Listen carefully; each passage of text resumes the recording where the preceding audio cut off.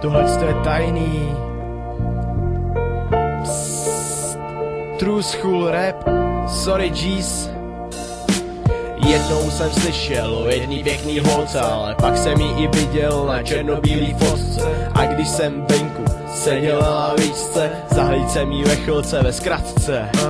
Pohled pomalinku chýlil se do konce, pro mě však zážitek je jak v pohádce. Tomu byste vážně nevěřili, co se klukovi během té vteřiny motá v kebuli. Pocit, že lítáš a v tu chvíli na realitu zapomínáš.